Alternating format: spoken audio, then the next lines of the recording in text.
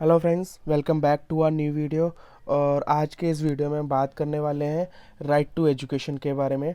ठीक है, right to education यानी कि आर्टिकल 21A एंड आर्टिकल 22। ठीक है, यानी कि सिंपल सी बात है, राइट टू एजुकेशन अपना आता है आर्टिकल 21A में और उसके बाद हम पढ़ेंगे आर्टिकल 22। ठीक है, इस वीडियो को शुरू करने से पहले जिन्होंने भी चैनल सब्सक्राइब नहीं किया है वो सब्सक्राइब कर लीजिए, लाइक एंड शेयर कर लीजिए, सो दैट इस चैनल पर और भी वीडियोज़ आते रहते हैं जो भी NDA CDS या CAPF की तैयारी कर रहे हैं। ठीक है, तो चलिए आगे बढ़ते हैं।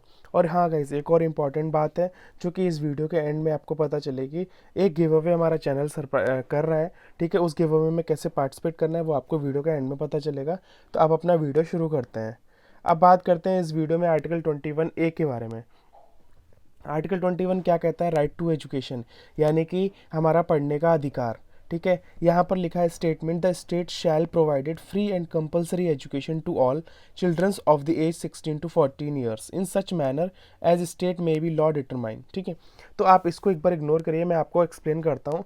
एक्चुअली हम स्टेट मतलब ये हमारी गवर्नमेंट है। आपको अगर नहीं पता हो तो आप वीडियोस देखिए पिछले। ठीक है, क्योंकि यहाँ पर state as a represent government की जाती है। ठीक है, आपने और भी वीडियोज़ में स्टेट वर्ड सुना होगा। अब बात करते हैं कि स्टेट ने यहाँ पर कहा है, स्टेट ने कहा है कि 6 से 14 साल तक के बच्चों को, ठीक है, सरकार जो है पढ़ाई एजुकेशन प्रोवाइड करेगी। ठीक है, 14 साल तक के बच्चों को सरकार पढ़ाई करवाएगी, उनको पढ़ने के लिए सरकार पैसा खर्च करेगी। पैसा सरकार जो भी करेगी वो 14 साल तक के बच्चों के लिए सरकार पढ़ाएगी। और मतलब कि यहाँ पर बस ये है कि एटलीस्ट जो स्टेट है, गवर्नमेंट है, वो बच्चों को कम से कम 8th क्लास तक पढ़ाएगी, उसकी पढ़ाई पूरी करवाएगी। और ये जो अमेंडमेंट, ये जो 21A आर्टिकल है, ये पहले अपने 21 इसमें नहीं था। इसको ऐड किया गया 86th अमेंडमेंट 2002 में। ठीक है, कॉन्स्टिट्यूशन में ऐड किया गया 86th अमेंडमेंट में 2002 में ऐड किया गया। बच्चों को 6 to 14 ईयर्स तक यानी कि अप टू 8th क्लास तक बच्चों को पढ़ाना है, ये सरकार की जिम्मेदारी है। इस आर्टिकल में बस इतना ही था। अब बात करते हैं अपना आर्टिकल 22। आर्टिकल 22 क्या है? Protection against arrest and detention in certain cases. अब यहाँ पर दो वर्ड आप ध्यान दीजिए, अरेस्ट एंड डिटेंशन। ठीक है, एक बार आप इस स्टेटमेंट को इग्नोर करिए। अरेस्ट एंड डिटेंशन का मतलब क्या है मैं आपको एक्सप्लेन करता हूँ। देखो, लेकिन उससे पहले भी मैं आपको एक कॉन्सेप्ट और बताता हूँ कि ये क्या वर्ड आता है, जुडिशियल लेजिस्लेशन। ठीक है, जुडिशियल लेजिस्लेशन का मतलब यहाँ पर ये होता है। देखो, लेजिस्लेशन का वर्ड का मतलब सिर्फ और सिर्फ लॉ ही होता है, एक तरह का कानून। ठीक है, यहाँ पर कोई ऐसा अलग वर्ड नहीं है। Legislation means a type of law, एक तरह का वो भी कानून होता है। ठीक है, अब यहाँ पर बात करी गई है कि यहाँ पर मैंने आपको बताया arrest and detention. Arrest and detention में डिफरेंस ये होता है कि अगर आपको लगता है किसी इंसान ने जुर्म किया है, किसी भी सिटीजन ने कोई भी गुनाह किया है, कोई जुर्म किया है, ठीक है, तो आप उसको उसके गुनाह के बारे में बता के आप उसको जाकर अरेस्ट कर सकते हो। यानी कि गुनाह कर दिया, उसके बाद आपने जाकर उसको अरेस्ट कर लिया, उसको तो कहते हैं अरेस्ट। ठीक है, और डिटेंशन का मतलब ये होता है कि आपने किसी को अरेस्ट किया, मतलब एक वर्ड में अगर अरेस्ट तो यूज़ कर रहा हूँ, गिरफ्तार तो किया, लेकिन उसने कोई गुनाह नहीं किया। गुनाह आपने उसको, आपको उस पर शक था, आपको पता चला कि ये आदमी कोई भी कुछ गलत काम कर सकता है, कोई बॉम्ब ब्लास्ट कर सकता है, कोई बड़ा क्राइम करने वाला है। ठीक है, आपको उस पर शक हुआ तो आप उसको बिना कोई इन्फॉर्मेशन दिए आप उसको अरेस्ट कर सकते हो, उसको हम डिटेंशन कहते हैं। अब हम पढ़ते हैं इसका statement. No person who is arrested shall be determined in custody without being informed as soon as may be grounds for such arrest, nor shall be he be denied the right to consult and to be defended by a legal practitioners of his choice। अब मैं बात आता हूँ इसके बारे में, explain करता हूँ। अब समटाइम्स अब जैसे कि देखो, मैंने आपको बताया जुडिशियल लेजिस्लेशन। जुडिशियल लेजिस्लेशन का मतलब यहाँ पर है कि एक तरह का कानून। तो यहाँ पर देखो, कानून दो लोग बना सकते हैं। एक बनाता है हमारा पार्लियामेंट, कानून बनाता है। ठीक है, दूसरा ये होता है कि कई बार ऐसे बहुत सारे कानून होते हैं, बहुत सारी चीज़ें होती हैं, हर चीज़ के ऊपर पार्लियामेंट तो लॉ नहीं बनाती है। समटाइम्स क्या होता है, ऐसे कई सारे केसेस आते हैं जिन केसेस में सुप्रीम कोर्ट उन केसेस को अंडरस्टैंड करके और प्रॉब्लम्स को समझ के ऐसे कई कानून बनाने की ज़रूरत पड़ जाती है और सुप्रीम कोर्ट में अनाउंस कर देती है और वो एक लॉ बन जाता है। आपने ऐसा देखा होगा कि कई ऐसी सारी चीज़ें होती हैं। जैसे कि मैं आपको बताऊं, एक तापसी पन्नू की भी रिसेंटली एक मूवी आई है जिसमें वो एथलीट थी।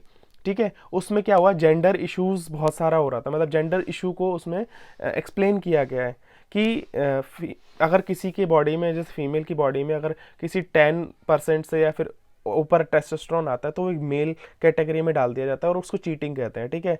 ये एक कानून था, लेकिन कहीं ना कहीं इन सब चीज़ों को अंडरस्टैंड किया गया उस मूवी में, बहुत अच्छे से एक्सप्लेन किया। अगर आपने नहीं देखी तो देखना, ठीक है। उसमें एक्सप्लेन किया गया कि अगर टेस्टोस्टेरोन हाई है तो इट मीन्स कि वो मेल या फीमेल, ऐसा आप नहीं डिफाइन कर सकते हो, ठीक है।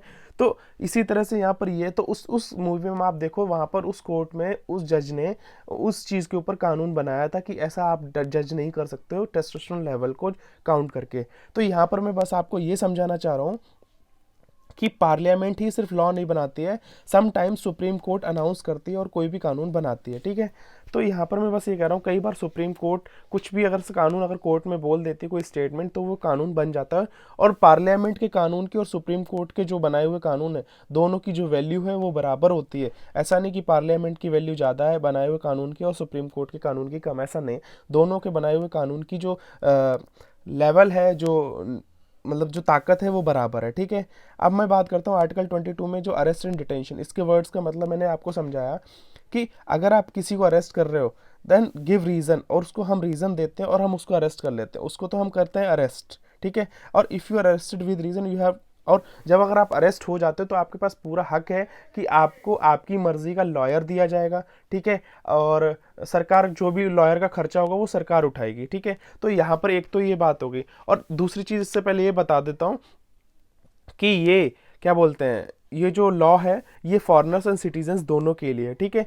अब इसके ऊपर क्या है, जैसे कि मैं आपको बताता हूँ। अब यहाँ पर ये है कि मैंने आपको बताया कि अगर आप अरेस्ट हो जाते हो तो आपको अपने पसंद का या फिर अपनी मर्जी का लॉयर हायर करने की पूरा हक है, और जिसका खर्चा पूरा सरकार उठाएगी, ठीक है। और उसके उसके साथ के साथ पुलिस को जो ना आपको with in 24 hours near by जो भी कोर्ट होगी वहाँ पर रिप्रेजेंट करना होगा, ठीक है। अब जिसमें कि 24 आवर्स इंक्लूड का मतलब ये ऐसा नहीं है कि आपको रखने अरेस्ट करने तक और वहाँ तक ले जाने तक का। 24 आवर्स का मतलब ये है कि इसमें कोई भी हॉलीडे काउंट नहीं होगी और कोई भी ट्रैवलिंग आवर्स, ऐसा नहीं कि मान लो हमारे यहाँ से कोर्ट 2 दिन या 4 दिन दूर है तो हम वहाँ लेके जा रहे हो 24 आवर्स हो गए, नहीं। वहाँ पर रिप्रेजेंट करने तक के बाद जो 24 आवर्स स्टार्ट होते हैं, ठीक है। तो ट्रैवलिंग आवर्स या कोई छुट्टी है या संडे है ये सब काउंट नहीं होते हैं 24 आवर्स में। अब एक एग्जांपल देता हूँ मैं आपको। एक आपने देखा होगा जो मुंबई का अपना ताज होटल अटैक था, ठीक है। ताज होटल अटैक में आपने देखा जो कसाब ने बहुत सारी तबाही मचाई, वो कहीं ना कहीं हमारा पाकिस्तान से आया था, वो एक फॉरेनर था। अब यहाँ पर मैं एक्सप्लेन करता हूँ। देखो, दो तरह के लोग होते हैं, फॉरेनर्स कह लो या उनको एलियंस कह लो। एलियंस मतलब एलियंस में कोई भी आ जाते हैं कि वो हमारे देश का इंसान नहीं है, वो हमारे देश की प्रजाति नहीं है, हमारे देश में इस मिट्टी का नहीं है, ठीक है। तो उसको हम एलियन कह सकते हैं या कोई फॉरेनर कह सकते हैं। अब जब वो कसाब अपने इंडिया में अटैक करने के लिए आया था तो वो पहले से थोड़ा चिल्ला के आया था कि मैं टेररिस्ट हूँ या ये सब। देखो, जैसे हम किसी को भी अरेस्ट करते हैं, ठीक है, मतलब शक के आधार पर अरेस्ट करते हैं, या फिर कोई फॉरेनर्स कोई क्राइम करता है उसको हम अरेस्ट करते हैं, तो हम दो लोगों को आर्टिकल 22 का जो प्रॉफिट है वो नहीं देते हैं। किस किस को नहीं देते हैं? एक तो हम नहीं देते एनिमी को। एनिमी वो जिसके साथ हमारा वॉर चल रहा हो, ठीक है। पहली चीज़ तो वो हमारा एनिमी है। देखो, अपना देश है ना, अपना देश दो लोगों को आर्टिकल 20 का प्रॉफिट नहीं देता है। मतलब कि यहाँ पर मैं आपको एक्सप्लेन करता हूँ कि सपोज मान लो आप, हाँ, हमारी एनिमी कैटेगरी होती है कि हमारे एनिमी कंट्रीज कौन कौन से हैं। जैसे पाकिस्तान हमारा एनिमी है, ठीक है, बिल्कुल है। लेकिन अगर एनिमी उसी पाकिस्तान के साथ हमारा वॉर चल रहा हो, ठीक है, वॉर चल रहा हो, ठीक है, तब उसके बाद अगर कोई भी हरकत हमारे देश में आके कोई भी इंसान करता है अदर कंट्री का, ठीक है, तो हम उसको आर्टिकल 22 में ये राइट नहीं देंगे कि हम उसके लिए वकील हायर करें, ठीक है, उसको उसकी मर्जी, उसके ऊपर हम पैसा खर्च करें, ठीक है। आर्टिकल 22 में अगर वो एनिमी है और हमारा वॉर चल रहा है उस कंट्री के साथ, तो हम उसको राइट नहीं देते हैं। लेकिन कहीं ना कहीं अपने इंडिया ने भी पाकिस्तान को एनिमी की लिस्ट में नहीं डाल रखा है, एनिमी कंट्री की लिस्ट में नहीं डाल रखा है, क्योंकि जब वो कसाब हमारे देश में ताज होटल पे अटैक करने आया था उस टाइम हमारा पाकिस्तान के साथ कोई वॉर नहीं चल रहा था। तो हमने उसको अगर वो वॉर नहीं चल रहा है तो कहीं ना कहीं आर्टिकल 22 ने उसको वकील हायर करने के लिए पैसा इन्वेस्ट किया उसके ऊपर, उसकी मर्जी का उसको वकील दिलाया, उसको विद इन 24 आवर्स उसको अरेस्ट करके वहाँ पर रिप्रेजेंट किया, हर एक चीज़ उसको आर्टिकल 22 के जो भी बेनिफिट्स थे वो उसको दिए गए, ठीक है। इसको कहते हैं कि डिटेंशन, मतलब इसको कहते हैं कि हमने आर्टिकल 22 के बेनिफिट्स क्या क्या हैं, ठीक है। अब आता है यहाँ पर प्रिवेंटिव डिटेंशन। प्रिवेंटिव डिटेंशन का मतलब क्या है? No right given by government और इंडिया। या प्रिवेंटिव डिटेंशन का मतलब यही है कि अगर एनिमी है और अगर वॉर चल रहा है तो हम उसको कोई राइट नहीं देते, उसको हम प्रिवेंटिव डिटेंशन कहते हैं। या फिर आप ऐसा कह सकते हो कि किसी भी इंसान को, किसी भी फॉरेनर को हमने अरेस्ट किया, ठीक है, हमारे इंडिया में वो आके रह रहा है और हमने उसके शक के आधार पर उसको अरेस्ट कर लिया, तो हम उसको ऐसा कोई राइट नहीं देंगे, ठीक है। हम उसको अरेस्ट कर सकते हैं बिना कोई बात बताए, बिना कोई प्रूफ दिए, उसको प्रिवेंटिव डिटेंशन भी कहा जाता है। नेक्स्ट चीज़ कि अगर डिटेंशन, जब जब हम किसी पर्सन को एज ए डिटेंशन अरेस्ट करते हैं या फिर अंडर कस्टडी लेते हैं, तो उसको हम कम से कम कितने टाइम तक जेल में रख सकते हैं? कम से कम हम रख सकते हैं 3 मंथ। और अगर हमें 3 मंथ से ज़्यादा उसको जेल में रखना है तो हमें क्या करना होता है? एक एडवाइजरी कमेटी, एडवाइजरी बोर्ड होता है जहाँ पर हाई कोर्ट के जजेस बैठते हैं, वहाँ हम उन लोगों से परमिशन ले सकते हैं और उसको मोर देन 3 मंथ्स भी हम जेल में रख सकते हैं, ठीक है। तो ये कॉन्सेप्ट था हमारा आर्टिकल 22 को लेकर, ठीक है। यहाँ पर आप दूसरा स्टेटमेंट देख लेते हैं। Every person who is arrested and detained in custody shall be produced before the nearest magistrate within a period of 24 hours of such arrest, excluding the time necessary for the journey from the place of arrest to the court of the magistrate, and no such person shall be detained in custody beyond the said period without in authority of magistrate। ठीक है, तो ये था अपना आज के article 22 में मैंने आपको बताया कि अरेस्ट किसको कहते हैं। अरेस्ट कहते हैं कि हम किसी को अरेस्ट करते हैं अगर उसने कोई गुनाह किया है, कोई जुर्म किया है। डिटेंशन हम उसको कहते हैं कि हम किसी को शक के आधार पर अरेस्ट कर सकते हैं बिना उसको प्रूफ दिए, बिना किसी रीज़न के। अगर हमें उस पर शक है कि उस इंसान से हमारे देश को कोई खतरा है, ठीक है, अगर हमें कोई खतरा है, वहाँ पब्लिक को कोई खतरा है, ठीक है। ये तो मैंने आपको 2 डिफरेंस बताए। तीसरा मैंने बताया कि आर्टिकल 22 के बेनिफिट्स ये हैं कि अगर आप शक के आधार पर अरेस्ट किए जाते हैं, ठीक है, तो आपको परमिशन है कि आप अपना मन मर्जी लॉयर हायर कर सकते हो, ठीक है, जिसका खर्चा गवर्नमेंट उठाएगी।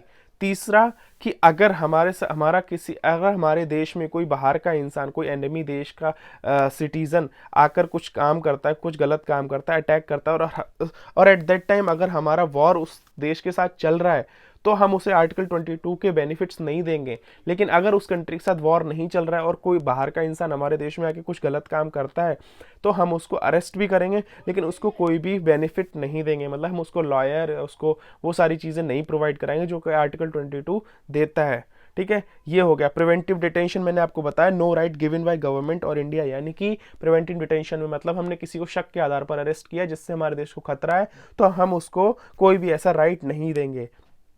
और हम प्रिवेंटिव डिटेंशन में उस आदमी को जेल में 3 महीने तक रख सकते हैं, और हमें 3 महीने से ज़्यादा उस इंसान को जेल में रखना है तो हमें एडवाइजरी कमेटी या जो एडवाइजरी बोर्ड होता है वहाँ पर हाई कोर्ट के जजेस से परमिशन लेनी पड़ती है और हम उसको 3 महीने से ज़्यादा जेल में रख सकते हैं। तो ये कॉन्सेप्ट्स थे आर्टिकल 22 के। आई होप आप समझ गए होगे, ठीक है। इसके बाद अपन मिलते हैं नेक्स्ट वीडियो में, जिसमें हम बात करेंगे एक्सप्लॉयटेशन, मतलब कि बच्चों के बारे में, जहाँ पर ट्रैफिकिंग होती है बच्चों की, ठीक है, इन ह्यूमंस की, या फिर उनसे चाइल्ड लेबर करवाया जाता है, फोर्स करवाया जाता है। तो इन सब चीज़ों के बारे में नेक्स्ट वीडियो में पढ़ने वाले हैं। और एक और चीज़ गाइज कि इस हमारे वीडियो जो गिव अवे है मैं आपको बता रहा था, वो है एक फाइन रिस्ट वॉच, ठीक है, फास्टैग की। आप हमारे चैनल में आप गिव अवे में पार्टिसिपेट करिए, हमारे चैनल को सब्सक्राइब करिए, लाइक एंड कमेंट शेयर करिए। और अगर आपको हमारे वीडियोस पसंद आ रहे हैं तो प्लीज़ हमारे चैनल को सब्सक्राइब करिए, क्योंकि बहुत मेहनत लगती है गाइज। सपोर्ट करिए हमारे चैनल को। लास्ट डेट 1 जनवरी है, लास्ट 1 जनवरी तक हमारे 1 के सब्सक्राइबर्स पूरे करवाइए। और हम मिलते हैं नेक्स्ट वीडियो में। Thank you, have a good day, bye bye. और हाँ गाइज, हैप्पी दिवाली।